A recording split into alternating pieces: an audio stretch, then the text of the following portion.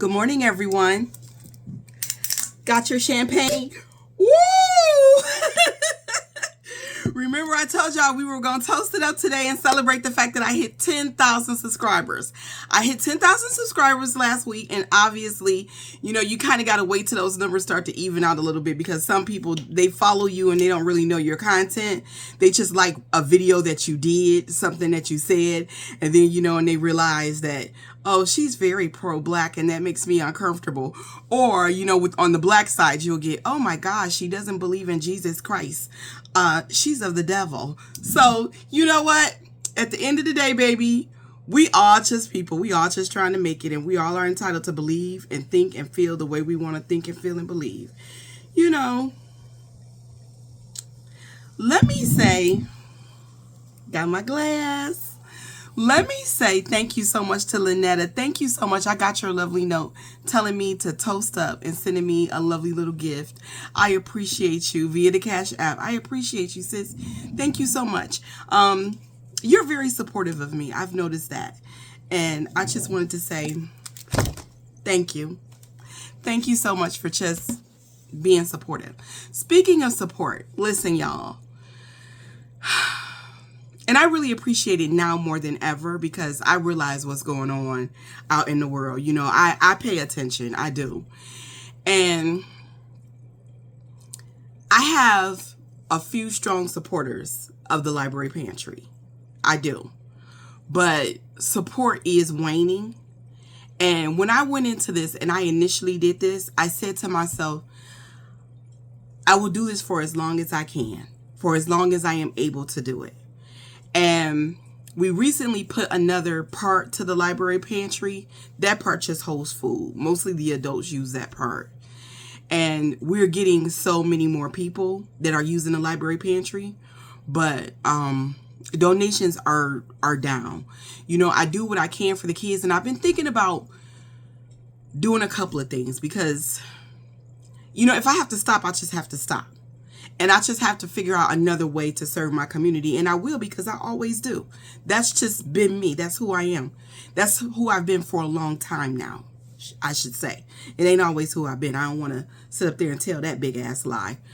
But if I can't do it anymore, I can't do it anymore. And I'll figure out another way to serve. I really will. Maybe I should put less educational toys in there and things for the kids to do in there and focus more on food. Or maybe I should do it the opposite, because the kids really enjoyed the library pantry more than anyone. And I really don't want to disappoint them. I really, truly don't. But if I have to stop, and I kind of feel like I'm going to have to eventually. Maybe not today, maybe not tomorrow. We have enough stock to keep the library pantry going for maybe another, at least on the food part, for another maybe 3 months, I'll say. And then I'm going to have to figure something else out. I will direct my people to other resources. I don't know if you heard, but over in North Carolina, the Trump administration has done away with a lot of the funding for the regular pantries.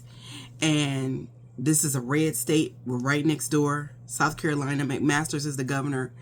And I think that eventually the same thing will happen here in South Carolina. It makes me sad. But if I'm being 100% honest, not as sad as I thought it would make me. Probably because I know that I have done the best that I can. I have done the best that I can. And someone told me that I don't celebrate my milestones. And what I did for my community, especially this particular community, with the help of you all, was very impactful. And I was impactful for as long as I could be impactful. And I take a lot of pride in that. And so I'm going to be celebrating that too. So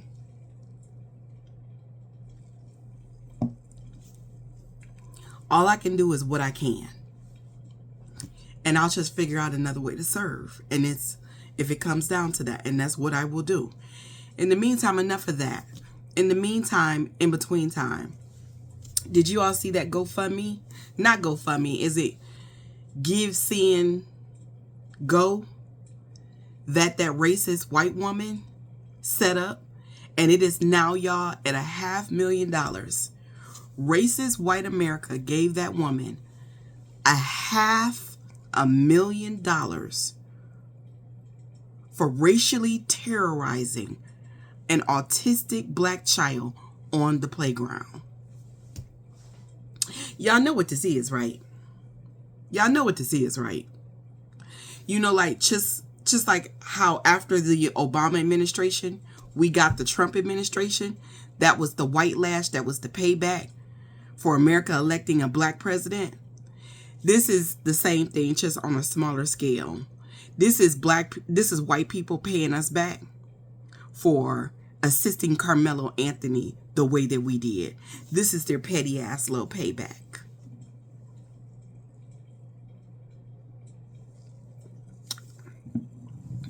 This is not bad. It's cheap. I remember when I could afford expensive champagne. That used to be my life. I can't afford expensive champagne anymore, honey. We got to get the cheap stuff and just pre-medicate with some Tylenol because damn us gonna leave or something. Because it gives me a headache, but still, I love champagne, by the way. I am one of those people. I love champagne. When I can afford a good bottle, I will get me a good bottle. I will. But actually, listen. This is the second bottle that I've gotten. The first bottle that I got, I thought we would hit 10,000 sooner, and we didn't. We just kind of stayed stuck at like 900, you know, like 9,900, like 90 for like forever. And then we hit the 10,000 and we went a little bit over that. And, you know, I drank it. So, and, and got my headache. I earned it. I drank the whole bottle too. Anyway, but here we are, and we are going to celebrate because, like I said, someone very close to me told me, you don't celebrate your milestones. And I guess he's right. I don't. But I do, but just in my own way. I'm not a big splashy person. You know, that's just not who I am. You know, for my 50th birthday, I did exactly what I wanted to do. And everybody around me thought that I should just do this whole big old thing. And I know it's a milestone birthday. My husband has a milestone birthday coming up this month, his 60th. And he just had an anniversary on his job. So lots of milestones coming up for him. And I don't know, I celebrated his milestone on his job. And, you know, he's going to retire in the next couple of years. And I don't know what that's going to look like for me. But I'm glad that he gets to rest, you know.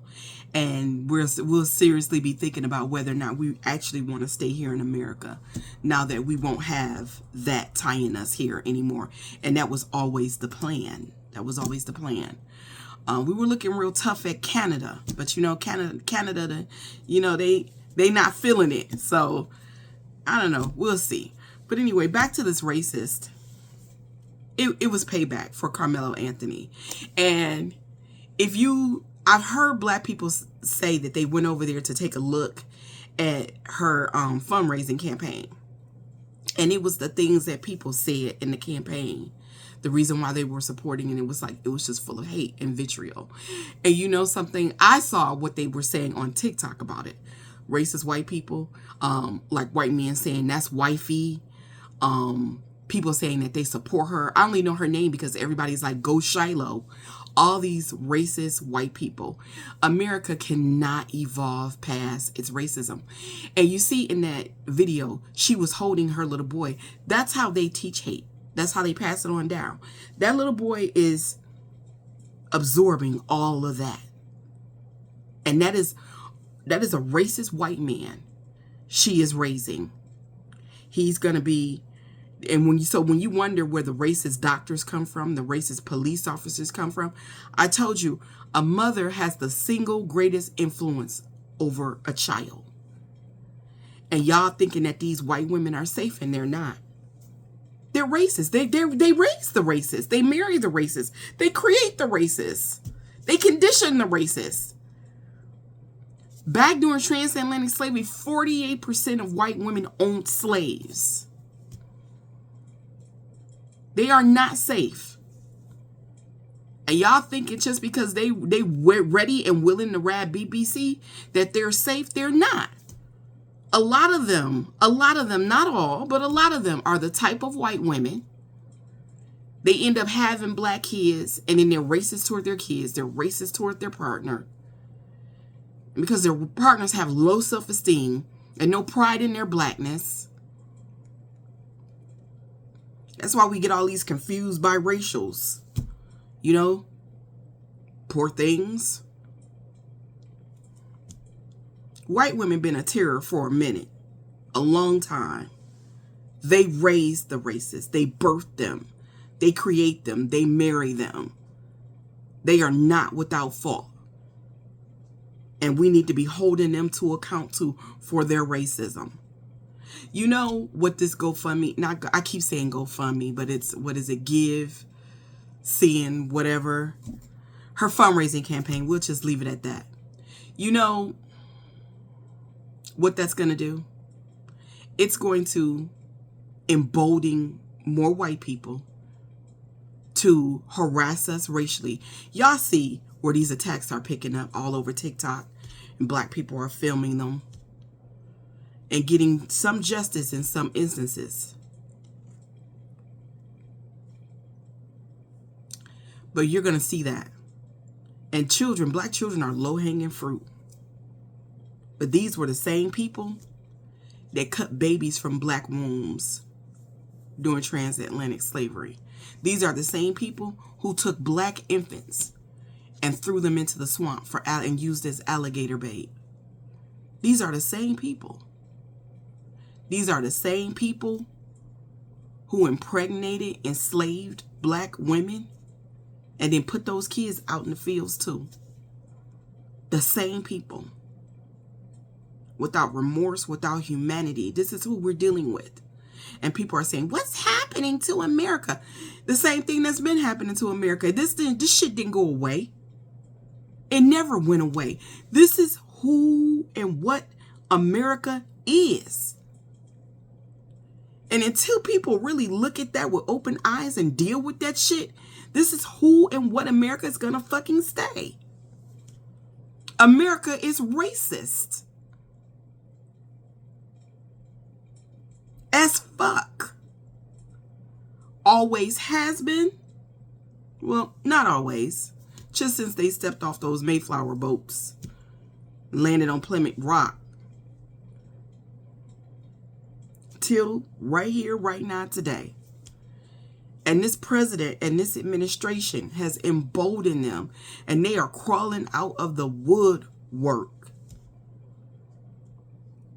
And I want y'all to be safe. As a licensed carrier, you know, I've always said this little prayer when I strap up. I say, please don't force me to have to use this today. And now I'm praying that prayer more often, more and harder. Please don't make me have to use this today. Better have it and not need it than to need it and not have it. And I am in South Carolina. And a lot of these racist incidents I'm seeing, especially with the Latinos, between Latinos and whites, are happening here in South Carolina.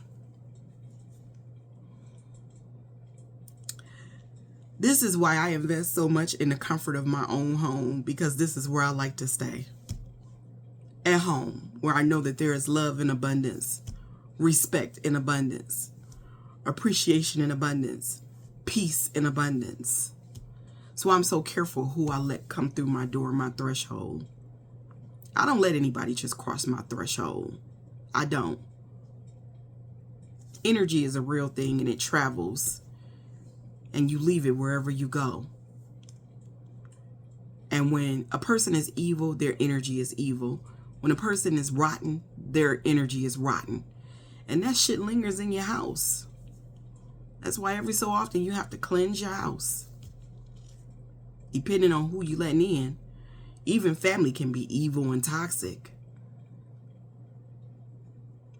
When things are going wrong in your life and you don't know you're a good person and you don't know what's going on, take a look at your circle. Who's in it? Who's really for you and who really isn't? They leaving all that funky ass energy around, and that energy is fucking you up. That's what's going on. That's what's amiss.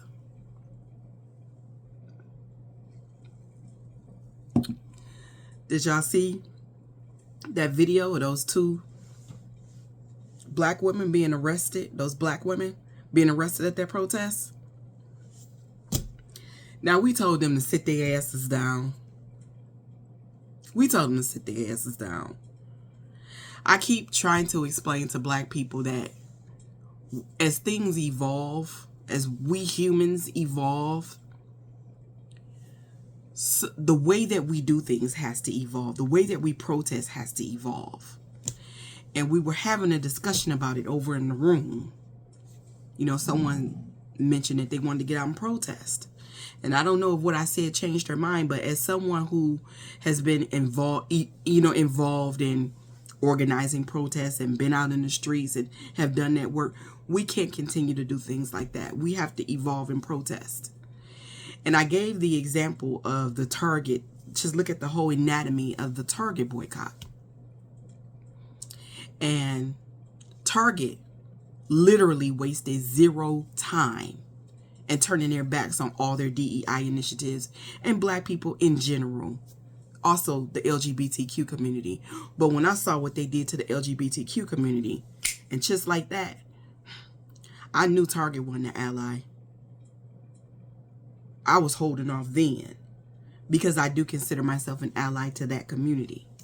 And when they took all of their shit, their pride shit, and put it in the back corner up under other clothes that nobody could see, I knew Target wasn't shit then.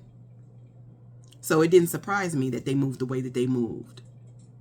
And instead of black people taking their signs and protesting outside of Target, we just stay home. And that takes a whole lot less energy, mind you, to just stay home, stay out of their stores. And look how impactful that was. Look at how those stocks dropped to the point where their stockholders sued them. And then they start reaching out for who they consider to be black leaders, people that black people will listen to. Al Sharpton went and got his bag, and we ain't heard from Al Sharpton since. Because Al Sharpton know what's up. We not going back. And if you black and you shopping at Target, I feel bad for you. Because at this point, it really should be one band, one sound. But we gonna always have a few of y'all that don't care about nobody but yourselves. And you gonna always turn your back on your community. If you are still shopping there, the way your community, seeing the way your community is actively standing on business, I feel sorry for you. I feel sorry for you. This is God. This boycott has been so successful and getting a company to turn around and pay attention. And mind you, that's why Amazon and Walmart so quiet right now.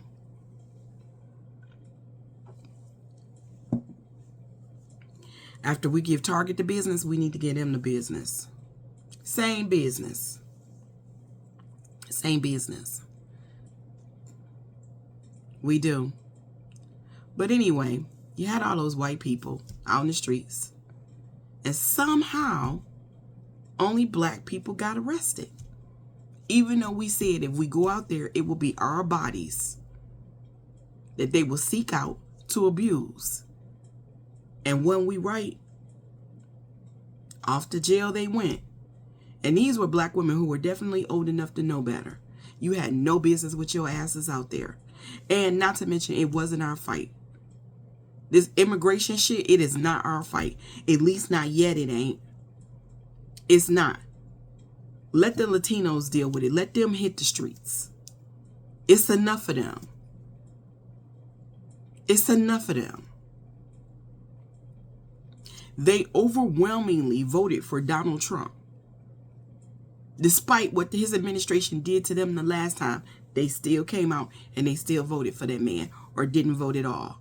Let them deal with the consequences of their actions. So many of us black people, we have been so indoctrinated, so programmed, so conditioned to fight for everybody except for ourselves. A black person tell you that they need help, y'all look down y'all noses at them, a lot of y'all. Why can't you help yourself? Y'all treat them like they hold failures when they come to their community asking for your help. That's because white supremacy has you conditioned to deny other black people the way the system denies us. The system of white supremacy. And a lot of y'all are so close to the problem, you can't step back and you can't see that that's what your actions speak louder than words. That's what your actions are. When you willing to get out there in them streets for some Latinos that are actively anti-black as fuck, they don't even like the dark Latinos in their community. Same thing with them Palestinians. As badly as those communities treat black people rather. But you don't fight for your own communities, your own neighborhoods, your own progress, your own children, your own elderly, your own people. You have been indoctrinated to work for everyone else except yourself. You have been indoctrinated to be a slave, stay a slave, and remain a slave. Because it's slaves that do everybody's work except for their own. That's a slave. You are a slave. You out there getting arrested for the causes of Latinos. What have you done for black people, though? What have you done for your own? How have you loved on your own? Do you respect your own? Do you respect yourself?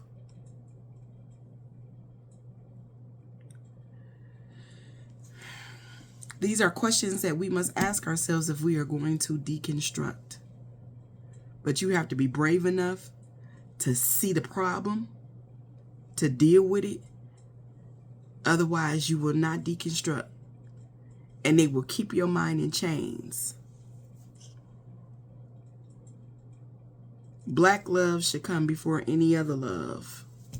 The love for your people, the love for your community. And when you stepping out your community, caping up, while your own community is in shambles and needs your help, your assistance, your energy, something is weirdly the fuck wrong with you. It is. Admit that to yourself and start doing the work that you need to do. Real talk. That is all that I have for today. I want to say thank you again, Lynetta. If you all would like to send me or show me a little bit of love via the Cash App or the Venmo, I will leave that information down in the comments. If you would like to support the platform, same deal. I would appreciate it. Thank you so much. Y'all have a great day and do something good for your community today. Do something good for black people today. Help somebody. It'll make you feel better. It'll help you learn how to be in community with your people. It starts with you. The change you want to see, it really do begin with us. We can't put that work off on everybody else. We got to take on some of that load. We really do. Okay? It can't be a few strong. It's got to be all of us together. Have a good day.